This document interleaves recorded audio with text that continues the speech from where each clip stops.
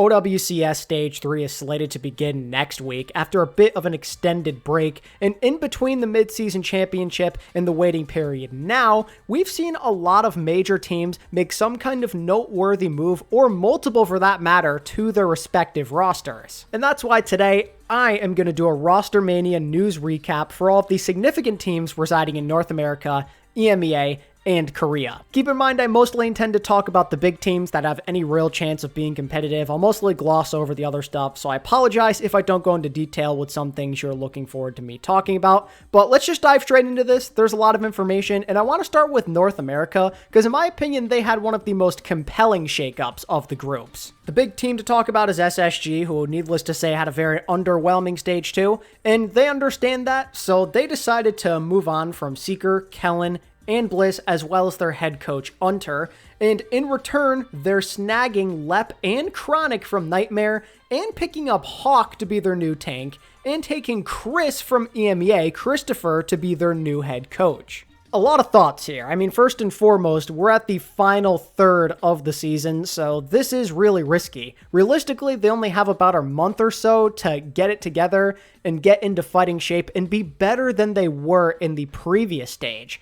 That's a lot to ask when you're bringing in all these new pieces and they have to synergize correctly and everything. Very risky move from SSG here, but not exactly like you can blame them for being desperate after the massive letdown that was Stage 2 and just being nowhere near competitive enough against the top teams of that region. Kellan and Bliss, they are extremely talented players, and you're hoping as Korean imports that they could star in this region, but it's not always that easy. It can be a lot easier said than done, and I think these two found that out the hard way, not always playing their best, maybe because of a language barrier, amongst other things. So they're gone, and Seeker as well, I don't think he played as good as he did on NTMR the year before, so I can maybe understand trying to get some kind of jolt there next to Sugar Free. Makes a lot of sense to me. The question is, are Lep, Hawk, and Chronic going to be a good fit on this team? I think if they can figure it out, if they play up to their potential, then yeah.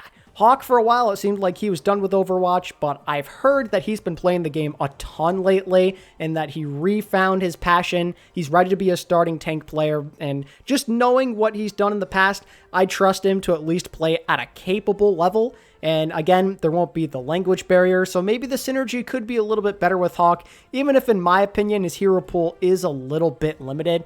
I'd hope that SSG could get another tank to go along with him, but this is what they're working with, and they're going to have to hope for the best. Hawk feels like the key on how far this team can go. Like, if he can regain his form from his previous years as a professional, I wouldn't worry, but if he doesn't play quite at that level, then maybe things could go super wrong and they'll continue to be just the fourth best team in NA.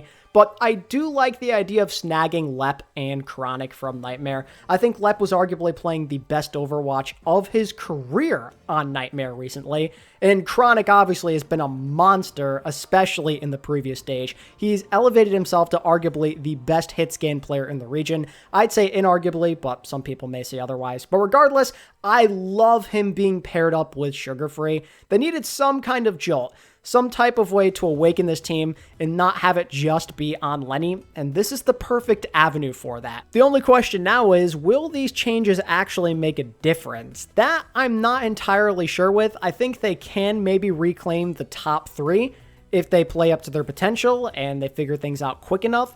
But aside from that, I still don't know if this roster is as good as Liquid or GK. I still don't even know if I'd take them over NTMR, to be honest with you. It's going to be a tough call. I'm going to have to see how this team plays.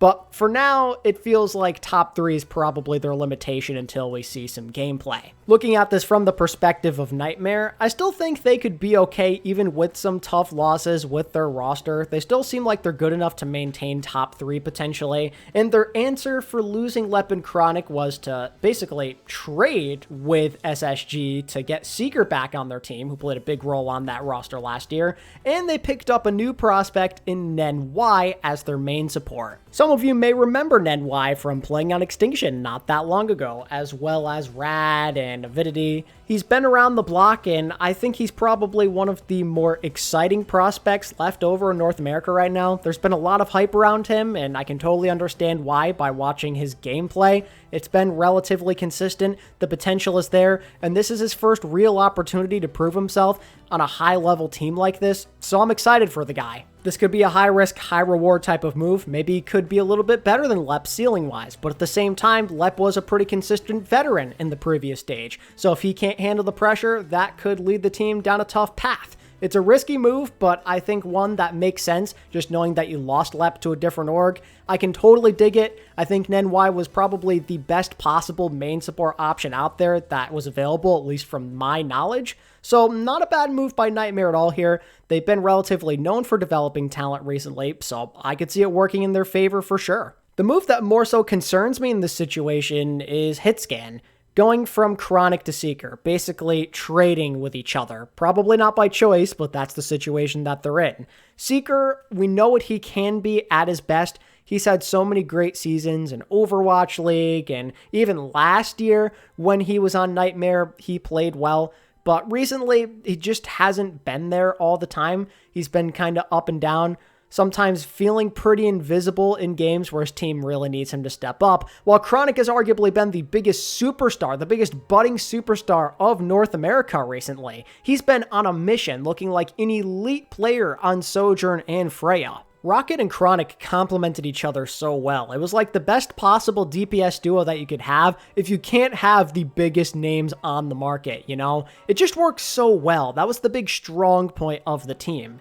And now you're potentially messing with that by bringing in Seeker, who again has been on a bit of a cold streak recently. Now, it's not to say that he can't go back to his old self.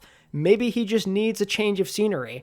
We've seen plenty of players benefit from it in the past. Maybe SSG was just the wrong move and he's got to spread his wings on a different team. Go back to his old stomping grounds where he found a lot of success last year and was one of the biggest surprises of the league. Honestly, both SSG and Nightmare are in a similar scenario where you just don't know for sure if it's going to work out. Either way, big shakeup to the top 4 of this region. And speaking of the top 4, Team Liquid also had one small thing happen, just parting ways with Knife. Probably not the biggest deal in the world, seeing as once Zera came, he really didn't play all that much.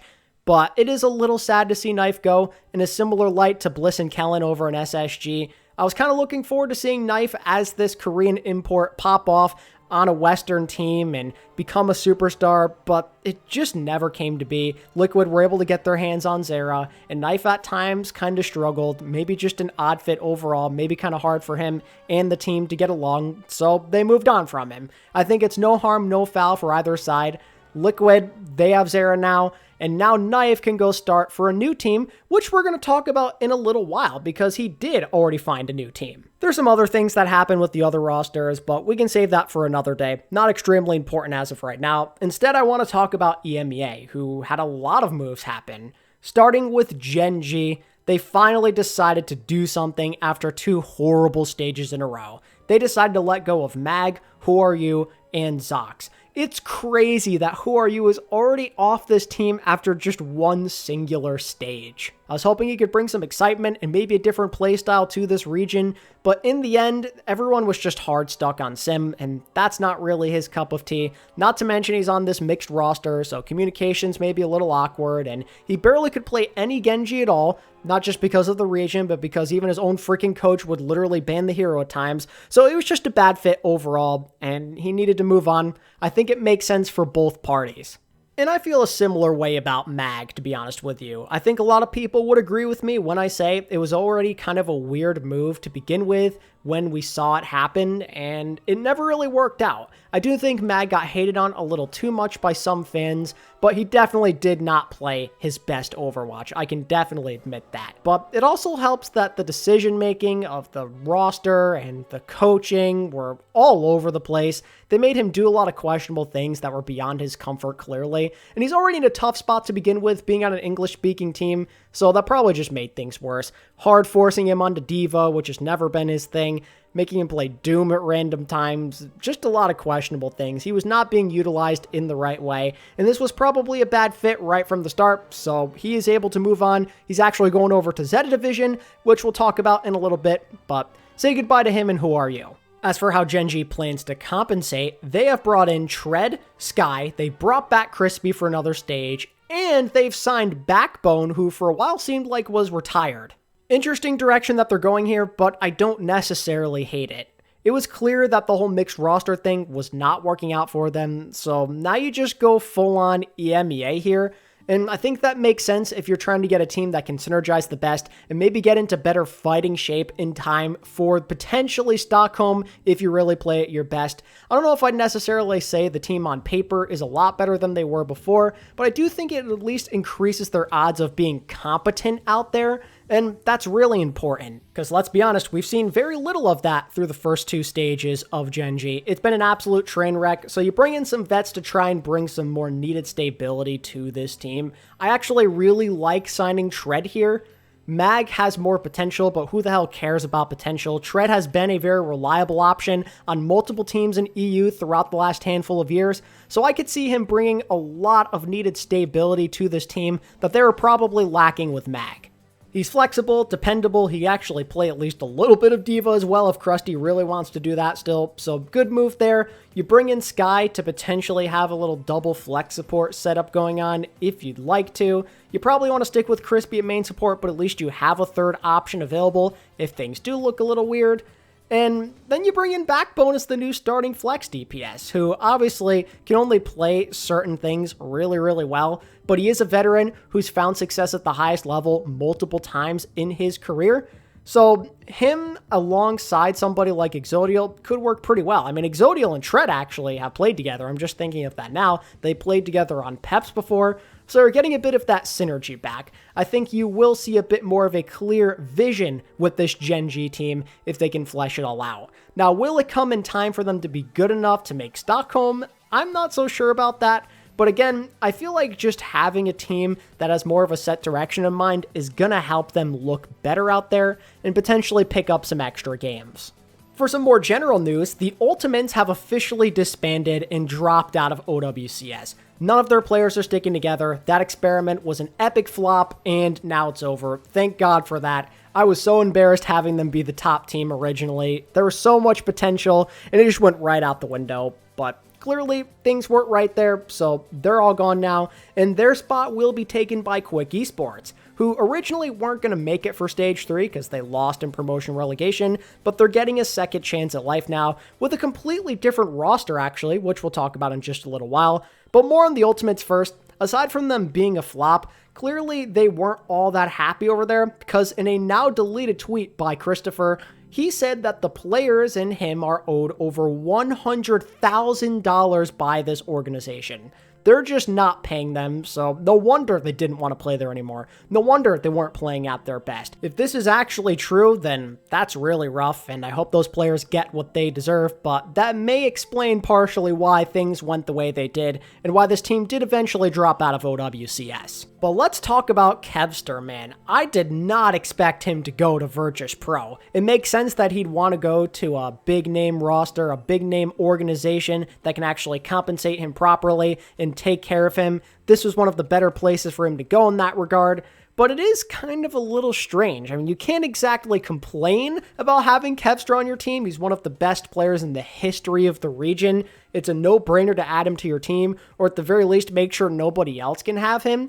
But at the same time, JWoo has played incredibly well for this team from start to finish so far in this season.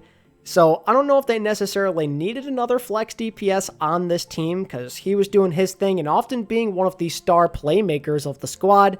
But again, it doesn't necessarily hurt to have Kevster. It gives you another option. It gives you another excellent player at your disposal. And maybe this could be the thing to actually push Virtus Pro to the upper echelon again and reclaim a spot as one of the 2 best teams in EMEA. I'll question the fit for a while, but I know they'll find some kind of role for Kevster. I doubt he's going to be coming off the bench. Maybe him and JWoo will split time, or maybe JWoo ends up getting benched. I don't know for sure, but Kevster, JWoo, and Shockwave is a pretty ridiculous DPS trio. That much is for sure. So if they can find a way where all these guys can contribute, it's going to be real tough for these other teams. So yeah, as a result of the Ultimates disbanding, Kevster is finally free from that prison that was that team, so good on him.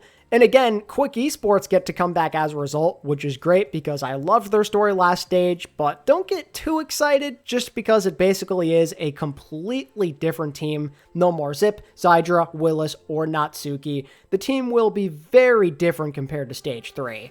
Is that going to be a good thing?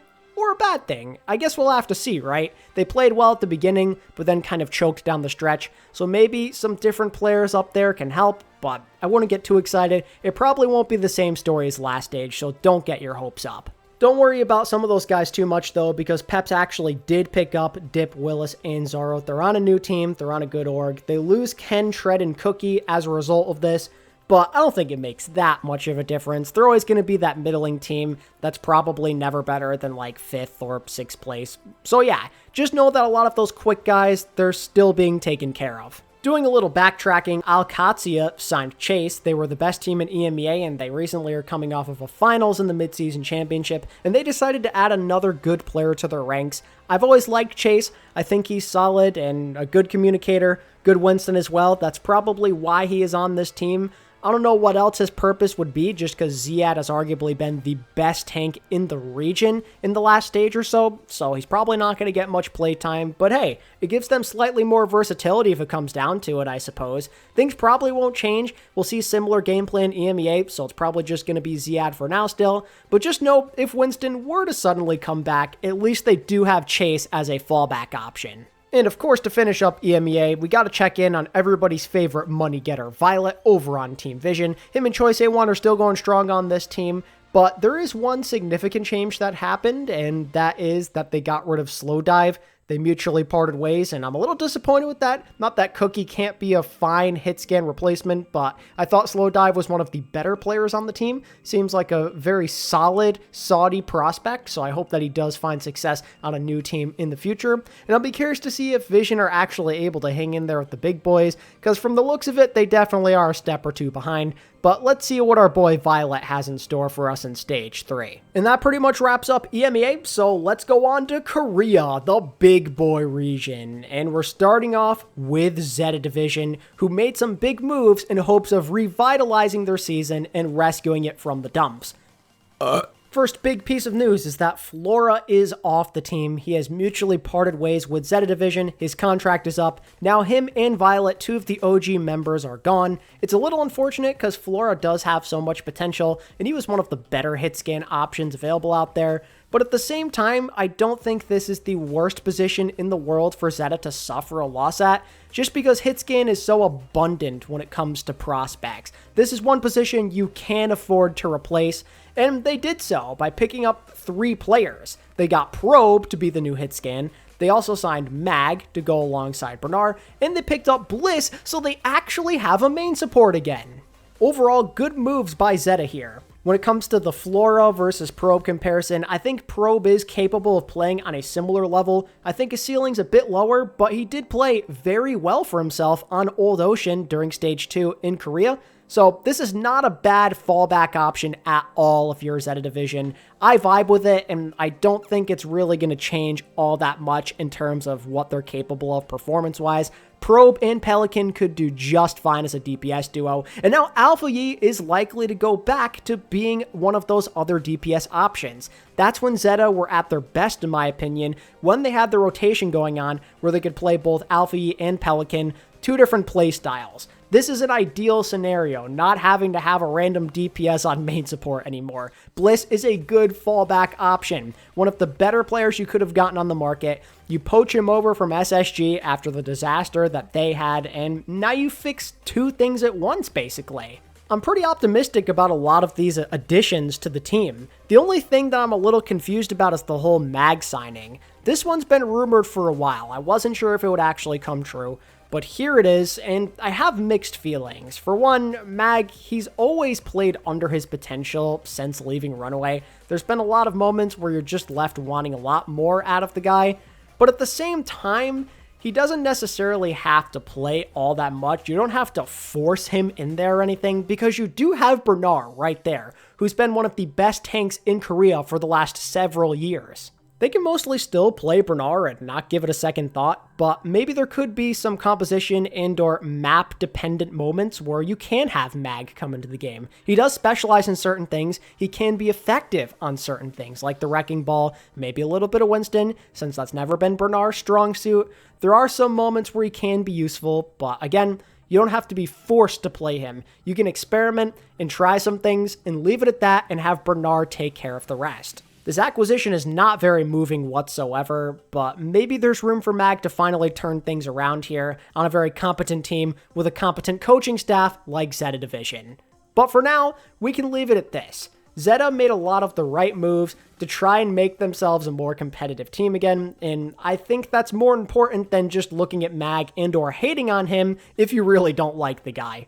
On the topic of the big boy teams, we've got to bring up Stalk3r and Team Falcons. Now, things can change, but so far, we've gotten no word on Stalk3r being on the Falcons roster or on any other roster for that matter. There is a world where Stalk3r is straight up not playing and teamless for Stage 3. That is a little unfortunate if this ends up being the case. Not that Falcons can't be capable without him. I mean, they just won the freaking mid-season championship, but obviously Stalk3r has been a key part of this team since they came into existence. Him and Proper have been this inseparable, unstoppable duo at some points with just how flexible they can be, but now they've got to find a way to do it without him, it would seem. He was arguably the MVP at certain points throughout this season, so if this is the end of his journey here in Season 2, then I don't really know how to feel, just knowing that he was still playing so well. I'm left feeling very disappointed, and I hope that everything's okay with the guy. And again, don't get me wrong, this DPS duo is still disgusting. Merritt looked the best he had since the Florida Mayhem days in the recent midseason championship, and him and Proper have played together for a long time, back in the O2 Blast days and everything, so there's no doubt they could still be an elite DPS duo. But it feels like something's almost missing, like something's wrong without Stalk3r, you know? Him and Proper are so reliable. They were problem solvers for this team because of their flexibility. And now you don't have that fallback option. That crutch is completely gone. You've got what you got, and if something goes wrong with the meta, you're going to have to live with it. Let's see how Falcons can do without their superstar duo over an extended period of time. This could be the biggest challenge yet for this team if Stalk3r is indeed not coming back for the rest of the year. Let's keep a close eye on Falcons and the Stalk3r situation and reassess later. The talk of top performing Korean teams doesn't end there though, because AGG, the organization, has dumped the entire roster, and now those boys are going back to WHY, only difference being that they're adding Taejong onto the team, who's been a pretty successful Korean DPS player for a variety of different teams in different regions throughout the last couple of stages. I think him joining a good solidified Korean team is a solid choice, and I think he could be a good contributor right off the bat. I think him and Sunjoon have slightly differing hero pools in the flex DPS role, so there's room for both of them to get playtime and shine. I like that this team is sticking together despite the organization getting rid of them. They played well beyond their expectations, and I'm excited to see if they can do it again here in Stage 3. I'm just remembering this as I'm recording this, but Jasmine actually technically was on the team too. I just forgot because MealGuru's been playing a lot recently, but he's off the squad and now on T1 instead, which I actually kind of vibe with. No disrespect to Donghack, I mean, I expect him to still fully be the starter of this team for the most part. I love how much he's developed into a leader this year, and how much he's progressed with his hero pool and overall skill, but he can't do everything. He's not at that point in his career. He hasn't progressed far enough yet. He does have limitations with his hero pool, and that's where Jasmine can come in, maybe to be a map or composition specialist. You don't know what's going to happen with eventual balance patches or with the map pool and everything, so it's good to have that fallback option in place, maybe for a little bit of D-VAR Sigma, and to slow down the tempo compared to what Donghack likes to do. It's good to have that fallback option in place. Again, don't have to play him a lot, but you have him there if you need him, and I think that's good for a team like T1 that's trying to take another step in the right direction after kind of flopping a little bit towards the end of the mid-season championship.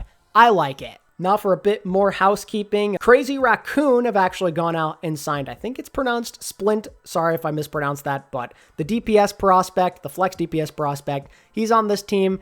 Probably as a fallback option for 2026, I'd like to imagine. They're going to try and develop him, have him be on the bench. Maybe he'll be the next WhoRU who wins a chip while riding the bench or something like that. I'm not so sure what the plan is, but obviously wouldn't expect to see much of him, at least for now. Then there's Old Ocean, who added a multitude of players, talked about how they lost Probe, and Minute is off this team as well, but in return, you still got Jaehong and Becky and those boys, but then you're adding Alien, who actually did pretty well recently, as well as Dart and Heiser to add some depth at tank. So I think Old Ocean should be relatively fine, especially if they've still got Becky there to lead and everything. Got some good prospects on this team.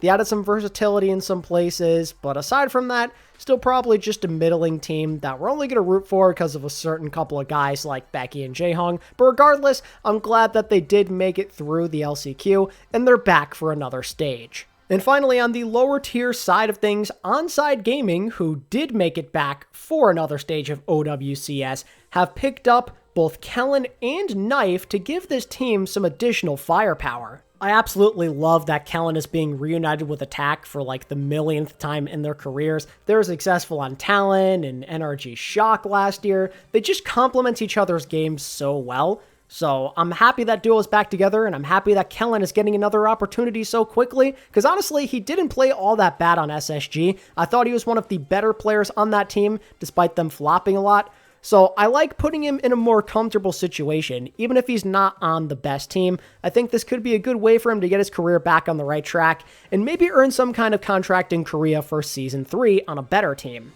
And I feel a similar way about Knife. He's off of Liquid, where he was just in a strange fit, and now he's on a team where he has a chance to really prove himself and get back on that true top-level prospect status by being the starter for this team. It sucks because I love Otto to death. Seeing that Shanghai Dragons legend out there once again was awesome, but Knife is miles better, and I think him and Kilo could end up being a much better duo that's a lot more entertaining to watch overall. Knife and Kellan, this is a chance for them to have a bit of a pit stop in their careers and maybe find more success in the future if they can play well enough here. This is mutually beneficial for both sides. I didn't think I'd want to care about Onside at all, but damn it, they've dragged me back in with these signings. Congrats to them on making it happen, and I'm excited to see what they can do in Korea here in Stage 3 over the next several weeks. And that's where I think I'm going to wrap things up for today. There's a lot of other news out there for NA and EU that's a bit more minor, and there's some new teams over in Korea as well. But we're going to save that for the preview/power rankings videos for those respective regions. So definitely be on the lookout for that, and subscribe to the channel if that's something you'd be interested in. And of course, if you liked the video and you want more news videos like this in the future, definitely give this video a big fat thumbs up for me. It goes a long way. Thank you guys for watching, and I'll catch you in the Korea video coming very soon. Peace.